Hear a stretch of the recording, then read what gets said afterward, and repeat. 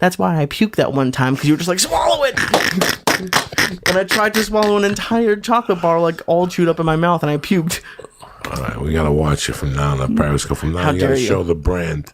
I always show the brand. I'm sure if we look at the old ones, we're gonna see Hershey's Kisses. It's like when you cheek one of your pills when you're in the psych ward. I have no experience with that, but I'm sure I would. Jesus Christ, he used to take labels and switch them on me, and then not even that. Believe you. On the Chiba Chews. Yeah. Not even just the labels. Hilarious. I'm sure I asked him every time. I'm sure he just made it up. At a certain point he just stopped telling me. He'd be like, "What? It has. Don't worry about that." He would just start lying eventually. Like he wouldn't even lie at the end. He would just say. They used to have two types of stuff. They used to have these one, and I can't remember now because it's been like a year. One time, I had Ari coming on, and even Ari, intelligent Israel, the whole thing.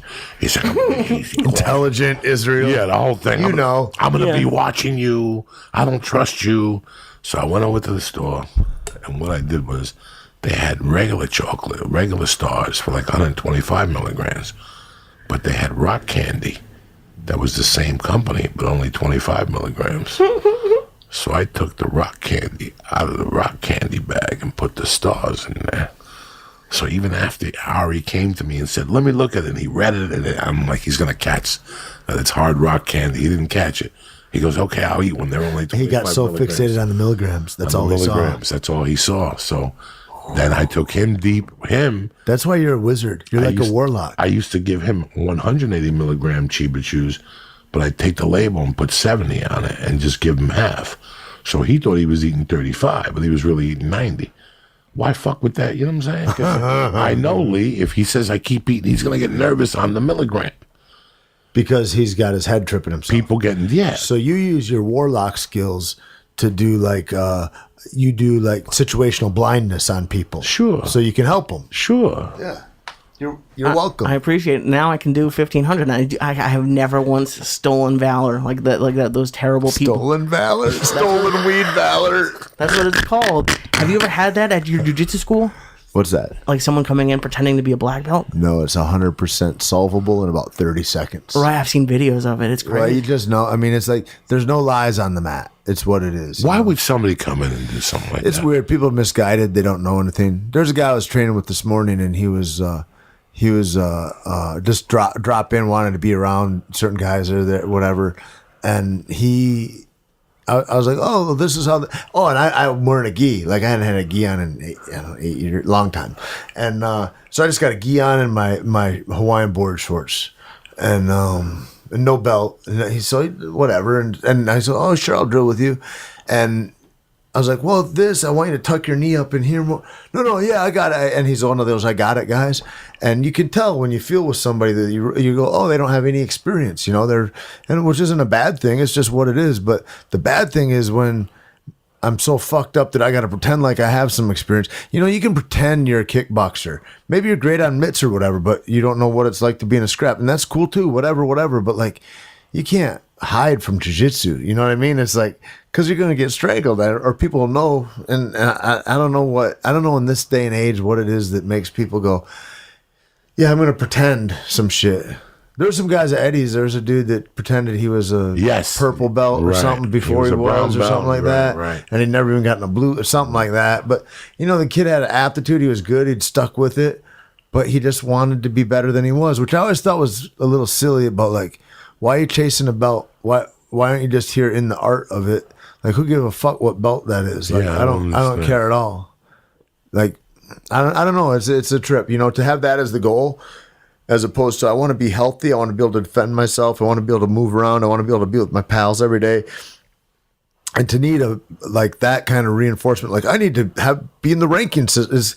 It kind of feels like you're fucking 6. Yeah, it feels like you're a little kid. You're trying to be a little kid. Did you train at that stunt place? Yeah, down at 87. Now, where is this? Down in Inglewood. And they have like now they shoot movies there and stuff, right? Well, shoot like pre-vises and what is it? The John Wick people? Yeah. I know he works. Yeah, they do they've done all the really big action movies. Like they do a lot of the action choreography for that. Shoot previses, all the gun work and stuff for John Wick, Deadpool, like all that type of shit. I heard John Wick was just, and the second one too was just amazing. I heard it like Phenomenal. I heard Keanu's great. Like because I've seen some of the trailers. You know the difference, Lee, is that you see a guy like, who's the guy that's 106 years old that was fighting wolves and then his daughter got kidnapped? Liam Neeson. Taken. Yeah. And so you see a simple jump over the fence, Liam. And it's like his feet, his head, his waist, the fence, and it's 100 different little video montages to make it appear as if a 75-year-old man is actually getting over a 12-foot fence. It's not happening. But with Keanu moves like that. Like he's an athlete. And that's a lot of the reason why that looks so good. And they're the best choreographers too. They're fantastic, man. And they got great stuntmen that are in all those, like just legends and beautiful performers, top to bottom. Like those guys, but that's the difference. I think is like you got a guy that can actually do the bit. You know, you get a Chris Hemsworth or a Keanu Reeves or something like that can. Tom Cruise, he does all his own shit. It looks great. His shit looks great. Fucking, what's that movie he did with Jamie Foxx?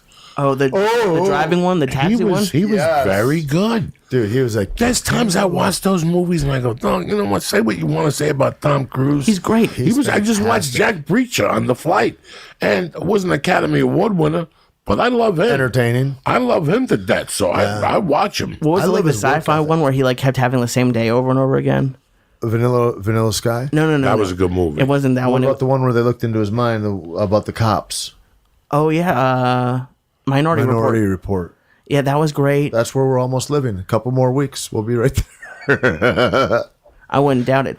Tait, have you ever thought about, like, do you want to expand in acting? Because you've done all these roles with such amazing actors. I can imagine, like, you must have learned so much from all the, like, all How the many movies now? I don't know, like 30 or 40 or something. Christ. I was going to say, no, I just want to stay there. I was going to give an Eddie Bravo answer.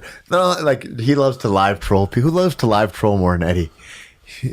But yeah, of course, man, of course. Have you, like, how much, like, I take classes and I do all that, and I work out for a lot of things. I'm in a thing.